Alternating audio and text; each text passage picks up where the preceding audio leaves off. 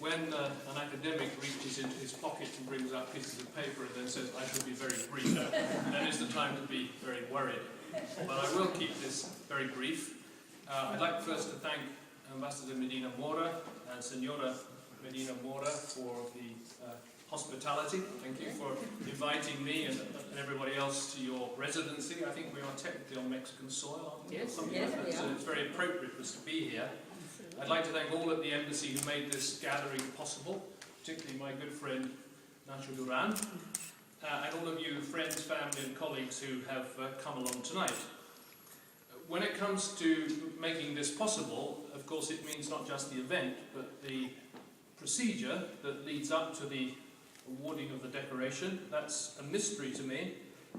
Whatever it is that determines the flight and landing of the Aztec eagle is not clear, although it's a matter of great consequence, because as the ambassador said, it was the flight of an Aztec eagle that led to Mexico City of over 20 million, being built in a rather swampy, wet valley. So you have to be very careful where these eagles land and how you respond to it.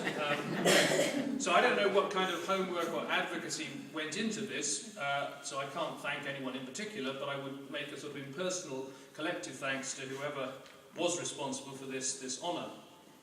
Now, speaking of Nacho, he reminded me the other day when we had lunch of a famous quote by Marx. Now, since it was Nacho, who many of you know is a great film buff and cineast, this was of course Groucho, it wasn't Carl. And Groucho famously said, you may know what's coming, that he didn't really want to belong to a club who would admit members like him. Well, no such sort of false modesty inhibits me on this occasion.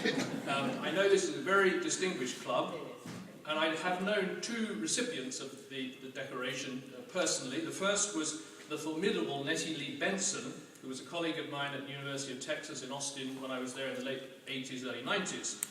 And who was not only a fine historian, but also, perhaps more important, the creator of probably the finest library of Mexican archives and books and pamphlets in the whole United States, if not the English-speaking world. In addition, the second person I have known more closely, who is also a recipient, a bit less formidable, a bit more cuddly than Nettie Lee, is my good friend and colleague David Brading, who, if it doesn't embarrass him, is the doyen of Mexican historians here in the UK, also the creator of quite an impressive library, if you go and see the extension of his house in Cambridge as well, and who received his eagle perhaps about 5 or 6 years ago at the time of the Aztecs exhibition. One or two other people were here then. Two final points, very briefly. Speaking about historians and Mexicanists more generally here in the UK, I did want to mention those who, over a good many years, have made a contribution to Mexican studies, particularly history, thus helping in a way to cement Anglo-Mexican cultural relations, which we all regard as important, and indirectly helping me, of course, with my research and my career at various points. Now, Mexican studies in the UK will never be as big as in the US for obvious reasons. But what it lacks in sheer scale, I think it does make up for in quality and originality. So I think quality counts for more than size, which happens to be the family motto of the Knight Lozano family. Any of them. So I did want to just mention very quickly those who have sort of toiled in the vineyard of Mexican studies in the UK, and apologies for anybody I should mention who I miss out. David I've mentioned. Celia, his wife, who is a historian of Mexico and Peru as well. Brian Hamlet, also a Mexicanist, Peruvianist, and all-round historical polymath, as I've learned over the years. Guy Thompson, who I think is not with us tonight, but who, in addition to many academic talents, is the best person for killing cockroaches at 10 metres with a large huarache that I have met. So he would be a useful person to have in some situations, but I'm sure not here in the residency.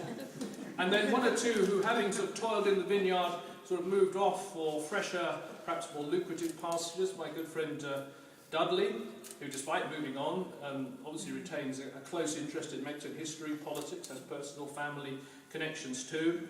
And lastly, Kevin and Helga, I wanted to mention too, because although you haven't quite put in so many years over here, you are that rare commodity Americans who came over here, very welcome to join the US Mexicanist crowd, and they came and they saw, and rather remarkably they stayed and are still here, probably a less lucrative field than they might otherwise be. So what we all have in common, to conclude, along with many other people in this room, either for personal, family or other reasons, is a profound interest in affection for Mexico, its history, its people and culture. I happened to come into Mexican studies in a rather serendipitous way, but even if the causality was random, the outcome was for me entirely fortunate, not one I've ever regretted. We know, and at least some of the, back up, I missed one little bit out. Mexico today, and we're also aware of this, gets quite a bad press in the UK. Where news does come in, it's often rather scant and superficial, or even rather spine-chilling. Now there's a Chilango saying, a Mexico City saying you may know, which says that fuera de Mexico todo es Cuautitlán. Outside Mexico everything is kind of provincial. One almost feels, regarding news from Mexico, that fuera de Mexico todo es Ciudad Juárez. It's as if only the bad news gets through. But we know, and some of the British public also know, witness the Aztecs exhibition, the Moctezuma exhibition, that there is much more to Mexico than the current state of violence, serious though that is. It is a large, complex, diverse, at times inscrutable, impenetrable country with an extraordinarily rich culture, a fascinating history, which has kept many of us in this room happily and even gainfully employed for more years than we care to remember. And let's hope that it will do so for a few more years to come. So thank you all very much for coming, and thank you in particular, Ambassador, for hosting this event and for conferring this honoured decoration.